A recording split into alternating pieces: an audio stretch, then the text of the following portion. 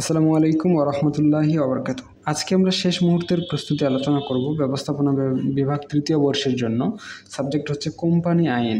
এই সাবজেক্টটা খুবই গুরুত্বপূর্ণ আপনাদের জন্য। তার আগে বলে রাখি, ম্যানেজমেন্ট ডিপার্টমেন্ট ফার্স্ট ইয়ার থেকে লাস্ট ইয়ার পর্যন্ত যতগুলো ম্যাথ সাবজেক্ট রয়েছে মাত্র কয়েকদিনে গুছিয়ে প্রস্তুতি নিতে আমাদের স্পেশাল প্রাইভেট ব্যাচ রয়েছে। আপনারা চাইলে যুক্ত হতে পারেন। এখানে বিস্তারিত বলা আছে।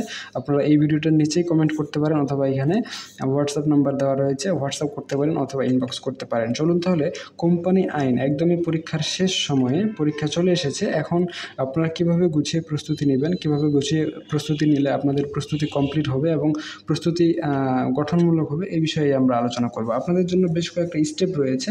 তার মধ্যে প্রথম স্টেপ হচ্ছে ক বিভাগ। অবশ্যই আপনাদের প্রথমে ক বিভাগ মুখস্থ করতে হবে। অনেকেরই মুখস্থ আছে, অনেকেরই মুখস্থ করতে হবে, আপনারা করে নেন। ব্যতিক্রম সাজেশন থেকে যে 99% প্রশ্নগুলো রয়েছে, আপনাদের প্রথম কাজ হবে এই 99% প্রশ্নগুলো মুখস্থ করে নেওয়া। ঠিক আছে, এর পরবর্তীতে আপনাদের জন্য রয়েছে স্টেপ 2। স্টেপ 2-এ আপনারা প্রথম অধ্যায় এবং দ্বিতীয় অধ্যায়ে যতগুলো থিওরি রয়েছে সবগুলো থিওরি ভালো করে পড়ে নেবেন, যেন এই দুইটা চ্যাপ্টার থেকে যে কোনো প্রশ্ন করা হলে থিওরি খ এবং গ বিভাগের জন্য আপনি যে কোনো প্রশ্নের উত্তর দিতে পারেন। পাশাপাশি আপনাদের জন্য স্টেপ নাম্বার 3, চ্যাপ্টার নাম্বার 4 এবং চ্যাপ্টার নাম্বার 6 ভালো করে পড়ে নেবেন। অর্থাৎ আমি বলতে চাচ্ছি চ্যাপ্টার 1, 2, 4, 6 এই 4টা চ্যাপ্টার ভালো করে পড়ে নেবেন, যেন এই 4টা চ্যাপ্টার থেকে যে কোনো প্রশ্ন করা হলে আপনি যে কোনো প্রশ্নের উত্তর দেন। এতটুকু পর্যন্ত যদি কভার করতে পারেন স্টেপ 1 থেকে 3 পর্যন্ত, তাহলে এখান থেকে আপনাদের নিশ্চিন্তে পাস নাম্বার চলে আসবে। যারা শুধু পাস করতে চান, জাস্ট আমাদের এই 3টা স্টেপ ফলো করেন তাহলেই হয়ে যাবে। অর্থাৎ ক বিভাগের ব্যতিক্রম সাজেশন থেকে 99% প্রশ্নগুলো এবং খ এবং গ বিভাগের জন্য 1, 2, 4, 6 এই 4টা অধ্যায় ভালো করে পড়ে নেবেন, তাহলে হয়ে যাবে। এখন অনেকে বলতে পারেন, স্যার শুধু পাস তো দিলেন, আমি তো ফার্স্ট ক্লাসের জন্য প্রস্তুতি নিচ্ছি, আমার জন্য সাজেশন কী হবে? আপনাদের জন্য সাজেশন হবে স্টেপ নাম্বার 4।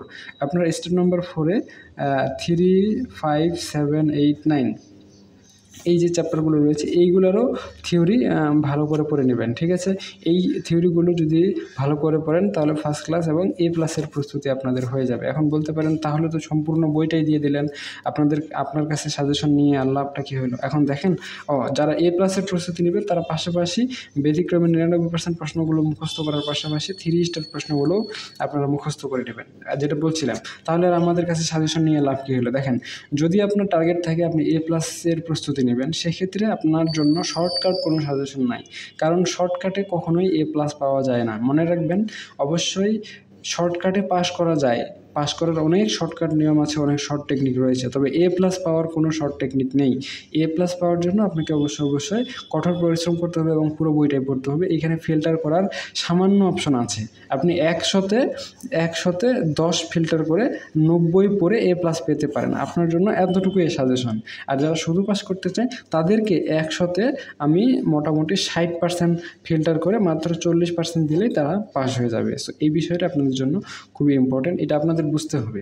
তো আজকে পর্যন্তই। আর আপনারা এইটা দেখে বিস্তারিত জেনে আমাদের যদি প্রাইভেট কোর্স যুক্ত হতে চান, মাত্র 7 দিনে গুছিয়ে প্রস্তুতি দেওয়া হবে। আপনারা আমাদের প্রাইভেট কোর্স অ্যাটেন্ড করতে পারেন। ঠিক আছে, আজকে পর্যন্তই। সকলেই সুস্থ থাকুন, ভালো থাকুন আর আমাদের সাথেই থাকুন। দেখা হচ্ছে আপনাদের সাথে নেক্সট পর্বে। ততক্ষণ পর্যন্ত খোদা হাফেজ।